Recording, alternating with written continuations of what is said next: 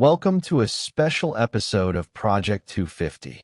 In this special episode, we'll be counting down the best American generals of the Revolutionary War, along with 3 really bad ones. Unlike previous best of episodes, this time, we're only counting down the top 7 generals, rather than the customary 10. Why only 7? Because frankly, that's all we could think of, but with the 3 bad generals included, it still adds up to 10. So it all works out. Anyway, and with no further ado, let's get started. Number 7. Henry Knox. If for no other reason, Major General Henry Knox deserves a place on this list for his remarkable efforts in transporting the artillery train from Fort Ticonderoga to Boston, a monumental achievement that was critical to the American victory in the Revolutionary War. Completely self-taught, Knox was a skilled artillery officer whose expertise was based solely on what he learned from reading books. In addition to moving the artillery train from Ticonderoga, Knox also organized and trained the artillery corps.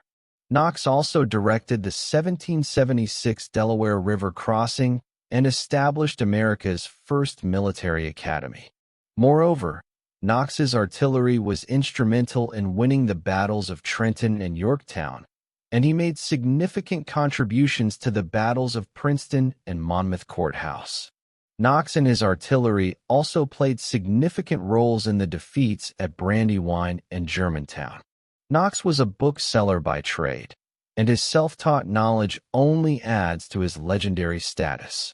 It bears noting that Knox was also the first Secretary of War under President George Washington. For all of these reasons, Henry Knox is often regarded as the father of the artillery corps. Number 6. Baron Friedrich Wilhelm Ludolf Gerhard Augustus von Steuben. As the Inspector General of the Continental Army, Baron von Steuben schooled the soldiers of the Continental Army in the techniques of professional military practices. His efforts in training and instilling discipline among the men and fostering leadership among the officers significantly contributed to the final victory. A veteran of the Prussian army and a former aide-de-camp to Frederick II, von Steuben was well versed in European warfare. He not only possessed extensive knowledge, but also the patience required to make sure the soldiers followed his instructions. Despite his limited grasp of English, von Steuben effectively taught the troops about the manual of arms and the evolutions of the line, both essential skills for confronting the British Army, which was numbered among the world's best.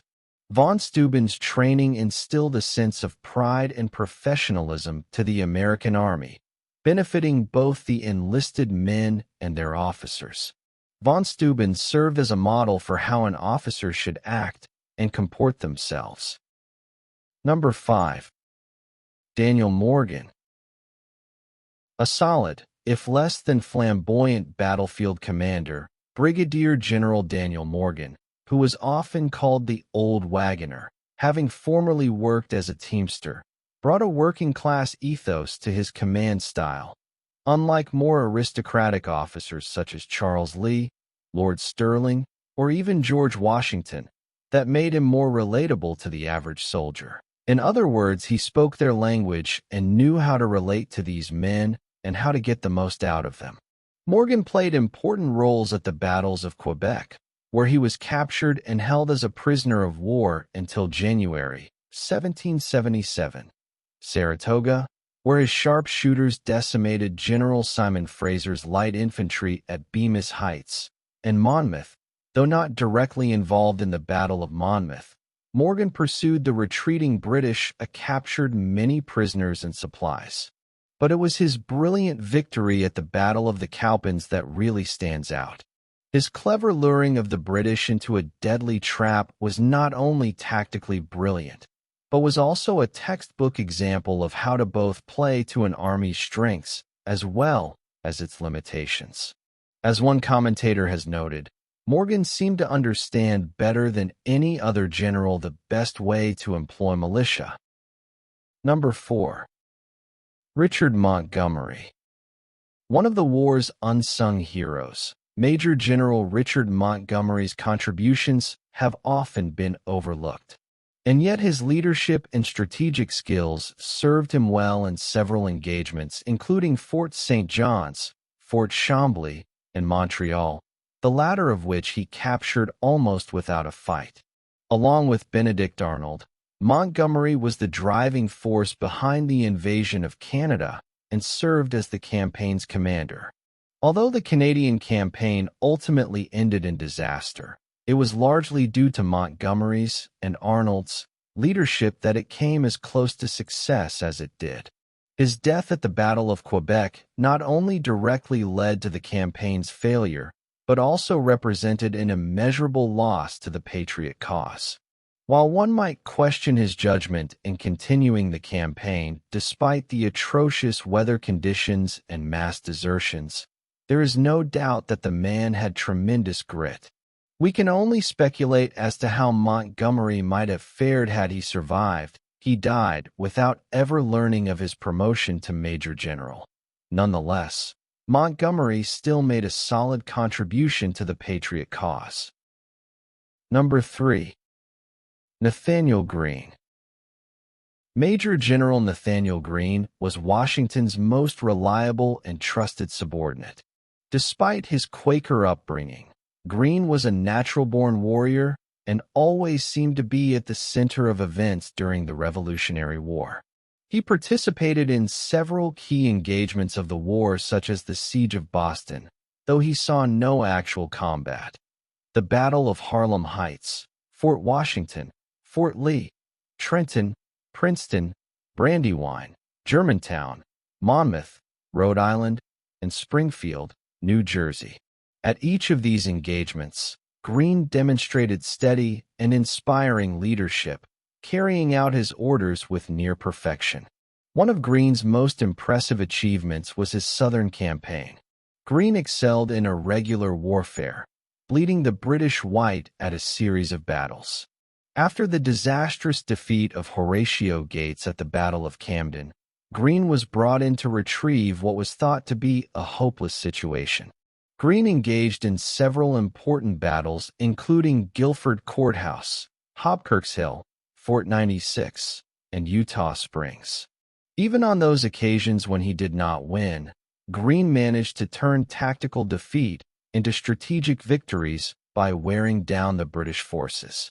In addition to his vital contributions on the battlefield, Greene also served as quartermaster general. As previously mentioned, Greene was Washington's most trusted lieutenant, and according to some accounts, Washington wished for Greene to succeed him as commander-in-chief. Number 2. George Washington. Washington's appointment as commander-in-chief was crucial to the success of the Patriot movement. The appointment marked the first step toward establishing a professional military force capable of taking on the British Army. During his first 6 months in command and beyond, Washington dedicated significant effort to instilling order, discipline, and basic sanitation within the Army. At that time, many Americans regarded standing armies as potential threats to Republican ideals, as they were widely seen as tools used by autocrats to crush opposition. Better to rely on militia, composed of ordinary citizens, whom it was thought could fight as effectively as professional troops. In reality, militia stood little chance against trained regulars, as Washington himself understood. The solution to this apparent contradiction was Washington himself. Only Washington could be entrusted with such power and responsibility. Washington was the Revolution's greatest hero and, in many ways, its physical embodiment. Washington's impressive physical presence, he stood well over 6 feet tall, further increased his stature as a leader. Washington was a natural leader. His quiet and reserved demeanor exuded authority and self-confidence that inspired others. These qualities combined to make Washington the indispensable man. He possessed an almost superhuman ability to hold the army together through sheer force of will. Washington could, and did, lose battle after battle, but as long as the army survived and remained intact, the revolution would endure. The man who made that possible was George Washington. And while Washington was often found wanting as a battlefield commander, his decision to defend New York City, particularly Manhattan Island being a prime example, he learned from his mistakes and rarely, if ever, made the same error twice. Number 1. Benedict Arnold. I know this is likely to be controversial, but before you start throwing bricks at your computer screen, allow me to explain. There's a case to be made here, so please hear me out. Let's begin by putting Arnold's treason aside, at least for the moment. What we are left with is the fact that Benedict Arnold, who held the rank of Major General, was the finest and most capable combat commander of the entire war on either side. An intuitive and aggressive warrior, Arnold was utterly fearless, almost to the point of recklessness. Arnold always led from the front, and his boldness led him to take risks where others hesitated. Arnold's combative nature led to him being severely wounded on several occasions, first at Quebec, then at Ridgefield, Connecticut, and most notably at the Battle of Saratoga, which nearly resulted in the amputation of Arnold's left leg. This was a small sacrifice when measured against the consequential victory at Saratoga, which led directly to French recognition and eventually to independence. Benedict Arnold was primarily responsible for the victory at Saratoga, not the Army's commander General Horatio Gates, who basically sat in his tent and did nothing. For this reason, Arnold deserves recognition as the most important American commander of the war. Without Arnold's contributions, the American colonies might never have won their independence. To put it plainly, Benedict Arnold, more than any other individual, through his heroic efforts at the Battle of Saratoga and elsewhere, won the American Revolution. In addition to Saratoga, Arnold also participated in the Siege of Boston, although he saw no combat, and at Fort Ticonderoga, where he faced almost as much resistance from Ethan Allen's Green Mountain Boys as he did from the British garrison. His leadership during the invasion of Canada was the stuff of legend. And while the Quebec campaign ended in defeat, that in no way diminishes Arnold's achievement in leading his troops across 350 miles of Maine wilderness, a feat that ranks alongside Hannibal's crossing of the Alps as an example of exceptional leadership. Perhaps Arnold's most impressive performance was at the Battle of Valcour Island, where he faced nearly impossible odds. Although he lost the battle, Arnold still gave the British Navy all they could handle and then some. This concludes our countdown of the 10 best American generals of the Revolutionary War. Now, just for fun, let's take a look at some of the worst American generals of the war. Let's get into this. Number 3.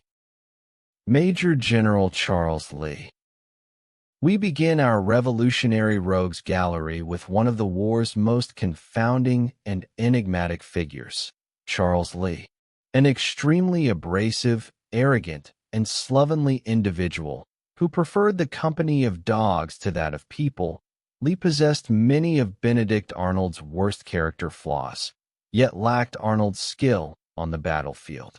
Lee had an inflated ego and was especially condescending toward General Washington, making little effort to disguise his contempt for Washington, whom Lee often derided as being unfit to command a sergeant's guard. Lee left no doubt in anyone's mind that he could do a better job. On paper, Lee certainly looked like the real deal.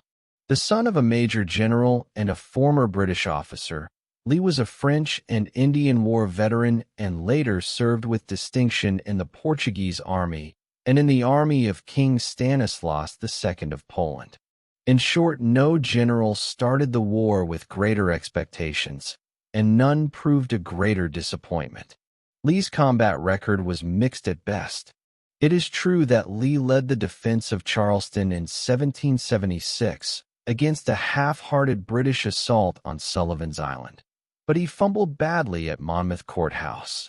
There, he failed to communicate effectively with either Washington or his own subordinates, and ordered a hasty retreat that drew a sharp rebuke from Washington and led to his eventual court-martial and conviction on charges that included disobeying orders and disrespecting the commanding general.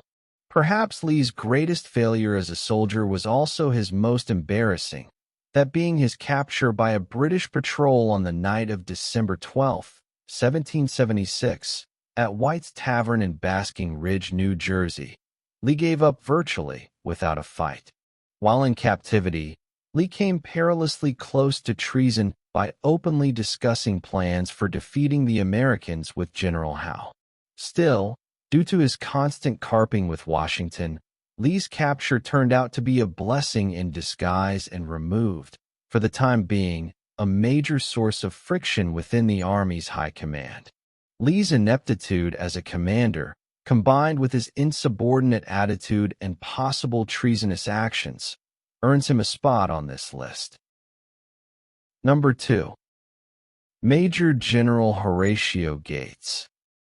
Much like Charles Lee, Horatio Gates is one of the least celebrated figures of the Revolutionary War, and with good reason, as he may have been the worst battlefield commander on either side of the entire war.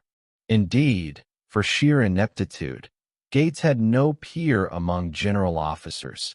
It's hard to think of another general who even comes close, including Lee, whose missteps have been previously discussed. At the Battle of Saratoga, although Gates was technically in command of the American forces, he took credit for a victory that rightly belonged to Benedict Arnold, Daniel Morgan, and other senior officers.